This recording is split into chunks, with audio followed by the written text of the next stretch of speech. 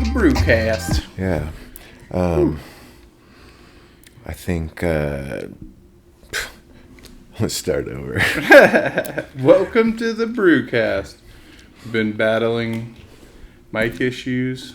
A little bit of technical difficulties to start things out this morning. We've been dealing with a restless puppy. Yeah, so we're on like about take 3. So yeah, hopefully third time's a charm. Yeah. But yeah, we're excited. Mostly we want to talk about this week is new beers. We got all those fall, winter favorites starting to roll out. And, you know, your Gingies, your triple IPAs, your Stouticus, your spiced dark beers, you name it. They're coming down, and we're excited, so... Yeah, I think the first one we should talk about is probably the barrel-aged Stouticus. Do you want to get your pencil? Nope. I don't even need it. I'm just going to fumble with it. Fuck that pencil. Fuck that pencil. The barrel-aged Stouticus, super excited about that. If you happen to hear that beeping, that's just because we're here at the Shoe Tree headquarters getting a delivery. Something's got some cans or something. Getting those deliveries. But some food. That's food names. The barrel-aged Stouticus. This beer is, I don't know. I feel like maybe one of the best beers we've ever brewed. It's super mellow smooth, already, smooth. but full flavor. Yeah, it's got all the points you want to hit. Plenty of alcohol in that bad boy. If you guys don't know, Minted Meat Deli reached out probably 10 or 11 months ago now. Hey, we bought a whole barrel of Knob Creek. We chose the barrel. We're getting it bottled up. Will you guys put something in that barrel? And we were like, what better than, you know, the GABF award-winning Stout to put in it. So yeah. It was a big, bold whiskey, too. I mean, like that 120 proof, they didn't cut it. So that stuck out to me. Like, you know, even though it was a big whiskey, it's still totally drinkable and smooth. So I thought, Stouticus is a big beer. Let's put it in there, mellow Stouticus down a little bit, give it a little bit of that whiskey flavor, up the ABV a hair, and voila, it's a masterpiece. I love it. Today we're actually wax dipping the bottles, so you guys can look forward to this. Hopefully by the end of this week we'll see how it works out. We're filming this or recording this on Tuesday the 16th. Yep. So yeah, we just got to get with Minted Meat Deli is the only place that is going to get any of it besides us. So you can get it at the Carson Shoe Tree, Minden Shoe Tree, or Minted Meat Deli. So we just got to coordinate with them on the, you know, make sure it goes through the proper channels and get it to them, and then kind of coordinate a release of it so we're all, you know, on the same page and getting that out to you guys. But it's something you definitely don't want to wait on. No, because it is going to evaporate. It can't get any more. You know, it's not like, oh, let's brew another batch of this next month. Yeah. This is it. And the beer itself is probably over a year old by now. Yeah, because we brewed the Stouticus and then saved some back and then put it in the barrel, and then it sat in the barrel for like 9 or 10 months.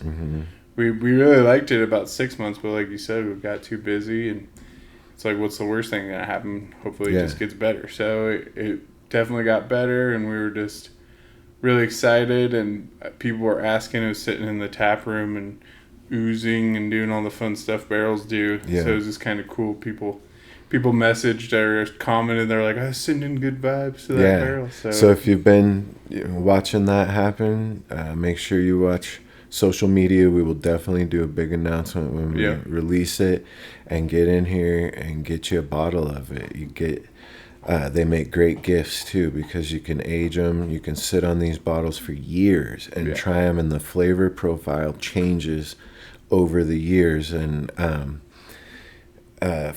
you know, for the better, usually has been my experience. They tend to mellow more. Other flavors come forward. Yep. And it's kind of fun to to get multiple bottles and just kind of try them. Yeah.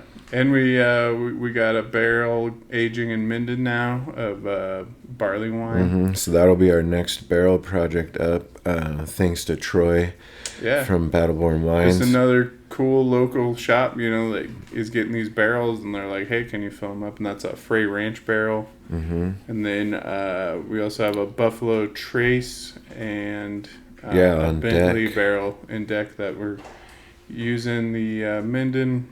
Yeah, it looks like we might have a visitor. Hello? We're having a podcast, thanks. We're having a podcast. Why do you want to be on it? You want to be a special guest? Really appreciate Troy dropping those barrels off, and I wanted to mention the barley wine was made with 40 Mile barley, which 40 Mile barley wine. So yeah. Super, probably probably going to be the most Nevada beer ever brewed.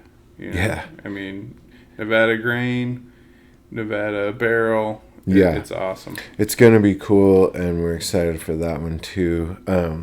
One that you guys don't have to wait for that's on right now is the newest hazy IPA out of our brew lab. Yep. And this one was so special, we decided to give it a name instead of just a brew lab number, whatever. Yeah. So this one we named Haze for Horses. Just kind of a play on that old saying. Yeah.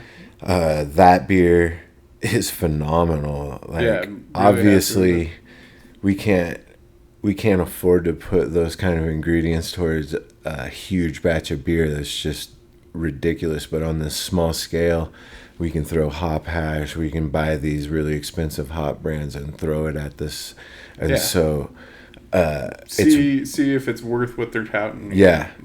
Okay, is it really that great? And you're like, oh, this is pretty delicious. Yeah, it's really good. It's I'm super proud of Ryan on this one, and if you're a Haze fan or even just a hop fan, get out and try this thing because it is super good. Yeah. It's a hazy, not New England, so it's a little more dry. It's not real sweet, but super hop forward, very nice aroma.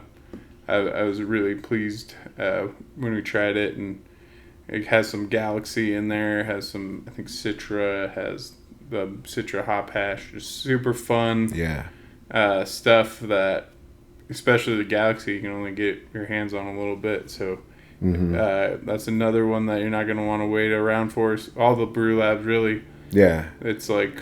especially with maybe this, a week tops. So yeah, being a brew lab, you want to get on it. If you want to try this one, get down here and try it. It's that time of year. We're going to be putting, actually Gingy's already on in Carson City. It's going to be coming on in Minden soon. Probably by the time we air this, it'll be on in both places. We'll figure out a spot for it. But in Carson, we popped a couple kegs and it was sitting there, so we threw it on. And so you can grab that. And the kiddos, the one that just walked in, they are canning up some today. That's another, it'll be limited this year. Because that's all getting brewed out in Minden, so the quantity is a little more limited. Yeah, and then and that's super soon. Like I said, by the time this comes out, it's most likely on in both places and in cans. But one that may not be out by then, but is coming up still, is the Centigram Stout. Yep. Probably will be the next week from when you're hearing this, and I don't know, mid to end of next week is my best guess on that one. And that one was another one that went really fast, and we brewed it again just because it lasted like 2 days. Carson, it was a keg a day. It was crazy. Yeah. So we said, hey, run it back, and so if someone couldn't quite make it in time, hopefully they can grab it this time. So keep an eye out for that one. Yeah, look for that next week. Some fun beers that we're planning on brewing that haven't been brewed yet is one I'm really excited about is the oatmeal stout. Yep. Just kind of a straight up oatmeal stout take on classic style. Should be a nice creamy And I think that's the one, we're not 100%, but we're pretty sure. And either way, we're going to be doing a beer with the people that are kind of breathing life into the Sutro tunnel. Mm-hmm. They approached us about kind of a beer just to raise awareness, and we'll throw some back to them as what they're trying to do out there.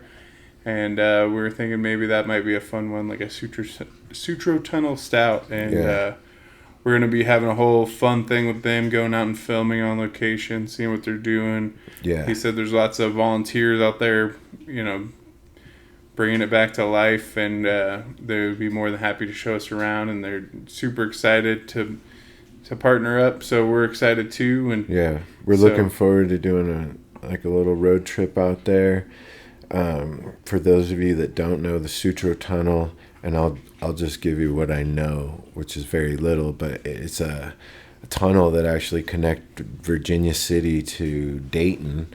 Yep. And it went bankrupt after making it. Started out as a mine, I believe, or a dewatering shaft or something like that, and eventually it was going to be the way that you got from the valley up to Virginia City because of the snowy roads and stuff in the wintertime.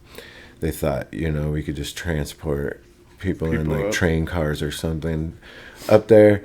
Never panned out. Yeah. And but it sounds like they've got people down there fixing it up, and I'd love to get down there and hear the actual history, not just my brief what I hear about probably butchered.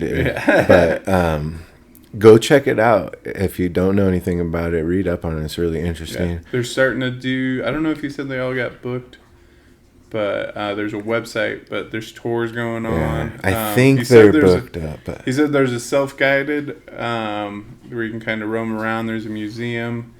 And then I think the guided ones are probably pretty booked up. Mm-hmm. But every once in a while, they open the actual tunnel up and let, guide people in to the tunnel. And that's something I've always wanted to try, but I'm always late to the game. They sell out, and I just miss it.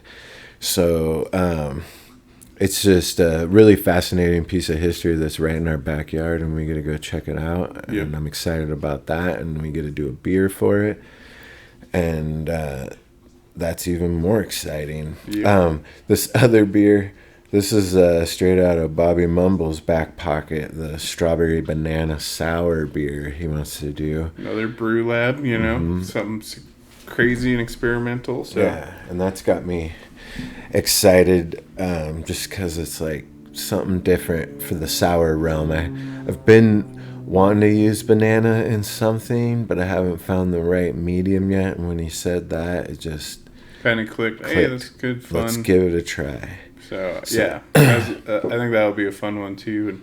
And if it's a hit, then it'll be getting a label and all that. Like with all these brew labs, I could imagine that being a fun label. Just pop up into one of the main rotationals, and so we're really excited about that.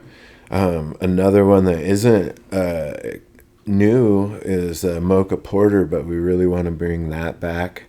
That's one we try to do seasonally every year, and it's our coffee, kind of a coffee chocolate stout, and or porter rather. It's right in the name. Yeah. And that beer is super popular.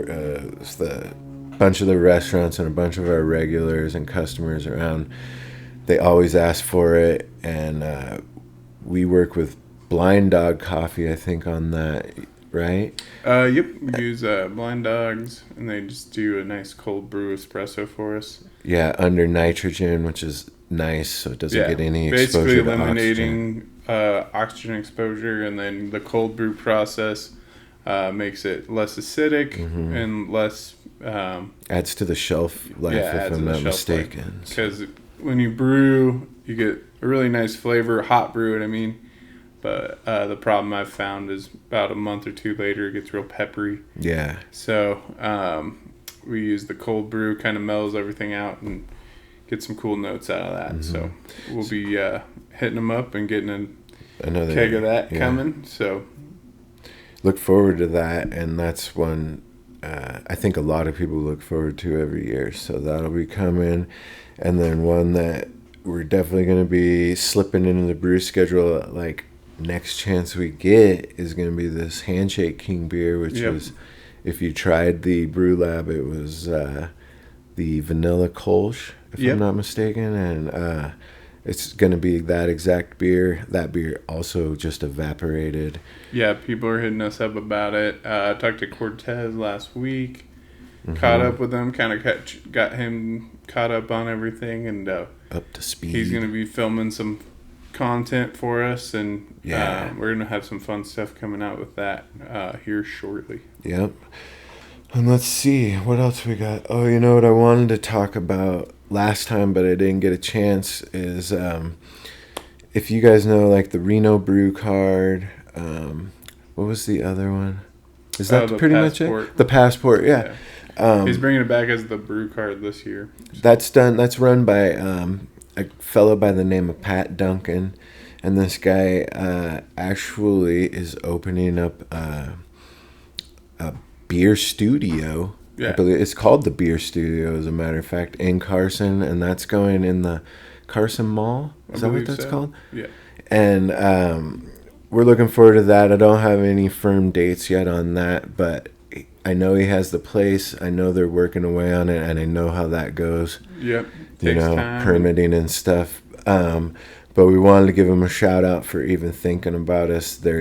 He's doing something pretty cool there. They're going to have these little outposts for local breweries that's going to not only have their beer and stuff to go, but different like swag, like hats, sweatshirts and stuff. Yep. And he's going to feature 4 or 5, maybe even more. I think it's 5. It's each window panel. He's got feature a local can brewery. Fridges or bottle fridges for each brewery. So it'll be stocked up or with whatever that brewery's got for him. And he's going to be featuring local craft beer. Yeah. Really excited for him. I think it's a great spot for it. Getting and just something that's hyper focused on craft beer. I think is a really cool addition to Carson City and just the Northern Nevada beer scene, which is really underrated, and now it just adds to that rising tide. Right. I like that he's going to feature a lot of local breweries, and that he's bringing this to Carson City, just another place you can go get good beer and check out all a wide variety of our local breweries. His idea is kind of like grab a pint while you're there, and then grab a 4-pack growler or whatever, and head on out. So it's just, I think it's going to be a great hit for him, and wishing him the best of luck. And totally a cool concept, and we can't wait to keep reporting on that as it progresses. So absolutely. Congratulations, Pat, and we look forward to working with you in the future. I think we'll wrap it up by just talking about the 10-gallon spores. That's the name of our little mushroom company we're working on. Yep. There's not a whole lot to update on. We're kind of in the sit and wait process. I think we could... I was going to talk a little bit about a tiny misstep we had. We caught it, and I think it's going to be all right. But we were having our blocks that we had inoculated sitting in too cold of temperatures for them to really start. Yeah, and it's not like, and we're not talking about like 20 degrees. We're talking about like 4 degrees. Yeah, we were just a few degrees off, and that can make a world of difference. Yeah. Like if you're a home brewer, you're familiar with brewing, it's sort of like we pitched ale yeast at lager temperatures, and they're just slow to work at those temperatures, So we, luckily, our good buddy caught it, and we were able to raise the temp on that, and hopefully, I think it'll be, it's not going to be a problem. It's just kind of like we were keeping them in the fridge dormant. But, for sure. but we caught it. But it did probably set us back a week or so. Yeah. So, and speaking of that, good buddy, I guess I want to introduce him. You guys would be familiar with him if you watched the Tales from the Mash episode, the last episode, I think. Yep. And that was Sean, my buddy Sean, and almost second big brother to Paul, because he's been in Paul's life since he was just a little kid, I think. Yeah. He even taught Paul to tie his shoes. Yeah. He's like, you don't know how to tie your shoes yet? It's like, yeah. Nah. He's like, come here. And he's known as Uncle Dude to my kids, and he's just probably my very best friend in the whole world. I'm super excited to be able to work with him on a project. And yeah, he lives on the East Coast, but it's like we got a little group message going, and everyone's just excited. He set up all the social media for it, so yeah, he did a great job on that. Twitter, Facebook. So check us out.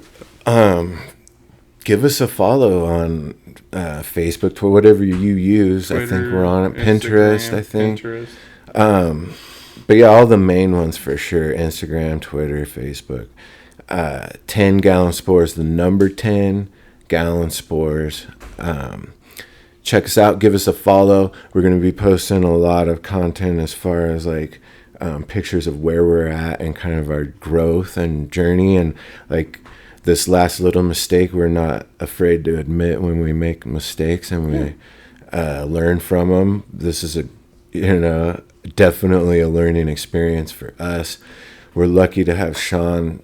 Like, dude, the more I learn, the more impressed I am with what he has learned. I mean, he's just been spent, like, I think at least the last 8 years learning about mushrooms. And the more I learn, the more I realize how complex of an organism this is. And we're familiar with kind of one subsect or species, the yeast, and this, there's thousands, if not millions, of different varieties, and each like their own environments and stuff. So learning about all of that is fascinating. Having him as a resource is just a really valuable tool. And like I said, it's like getting to work with your good buddy is kind of a dream come true. And, low pressure. Then the world's not leaning on it. It's just it's something really we like low to pressure. do, have fun, and learn about a new process that overlaps with a lot of stuff we're doing: sanitizing, processing, temperatures, maintaining temperatures. Yeah. So it's all stuff we're super familiar with, and it's just learning and getting it all under. And some of it is like, honestly, I can't even find literature or very much literature on people using spent grains from a brewery. I've seen some stuff on substrates, haven't seen anything really on like grain spawn. So there's different things that honestly we're just blazing a trail on, and we may be building equipment to try and get to this make it work, and scaling it up, see if we can mix it or what. So but that's the fun of it. At least for me, I enjoy that process. And like you said, there's no pressure on this, so I'm really enjoying it. It can be, we're just going super small scale right now. It's like nothing. There's no pressure. There's really not a lot of money involved in it, and so super affordable. Even if you wanted to grow mushrooms at home, you see those little kits on Amazon or whatever. And we've been reading about the health benefits. Oh God, I know that was another thing I wanted to talk about. I think on the last episode you talked about how Penn State did a study that showed something like a 45% decrease in your chance 45% less likely to get cancer if you eat a quarter to an eighth a cup minimum of mushrooms a day. Yeah, so that really stuck with me, and I of course had to go out and buy a metric shit ton of diet. I gotta get caught up. Yeah, mushrooms. So at least my first goal is I want to do 30 days of that, at least an eighth of mushrooms to a quarter cup of mushrooms a day. I'm well beyond that for my first week. I found that it's really not that much. I found a little section in my local grocery store here that had some dried oyster mushrooms, and then they had some fresh ones that I also took home, and I've just been kind of sticking those in all my meals to get that, and I'm just seeing if it makes me feel better, what I notice, and trying it out. It's not horribly expensive either, so, and just because we're growing them, I'm interested of cooking with them and what they taste like. And that's stuff. What I'm excited. I've been smoking a lot at home. Smoking meats. Smoking a lot of weed. Smoking a lot of weed. No, at home, and been looking. There's pulled pork sandwiches you can do with mushrooms. All the stuff people are doing are the king trumpets. People are cutting them like steaks and treating them like steaks. So just messing with that kind of stuff and seeing make this fun side dish or whatever. It seems like it's going to be a lot of fun once we get all these test batches of mushrooms coming. And so I can't wait to actually have something, fruits, fruits for our labor, so to speak. But that's coming down the pike, I'm sure. Eventually we're going to get it right. So we'll get mushrooms sooner or later. Just keep following us. But definitely shout out to Uncle Dude, aka Sean, and shout out to Charlie Ann if you guys are listening to this back east. And that's about it. I think we can wrap this guy up. Yeah, we got through it. It fought us hard. There may be some We had some mic issues. We had a dog start barking, and then we had Emma walk in on us. So we got through. But anyways, I think we got it all out. All right, let's wrap. See you. Oh wait, Did you want to talk about Shoe Tree Weekly? We started a new. Oh yeah, so if you guys saw last week, we released the Shoe Tree Weekly. It's going to be something we're going to keep doing every Friday at 3. Be on the lookout. If you haven't watched it, go to YouTube and watch it. I think you can. And if you just want a behind-the-scenes look at just little things that are going on in our week, that's kind of the spot where you can kind of peek behind and see, what we're up to. You talk about, we'll be probably filming us dipping wax bottles. And, right. So we got some fun stuff coming.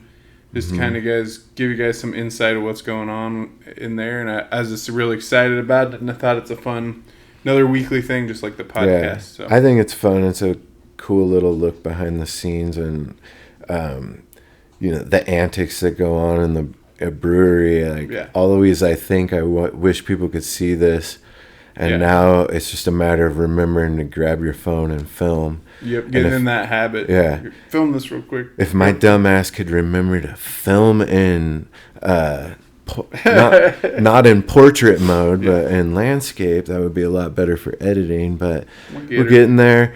I'm having a blast with it. I think today we're going to start editing this week's episode. We've already got pretty much all the footage we need for that, and this one's going to be hilarious. So stay tuned for that.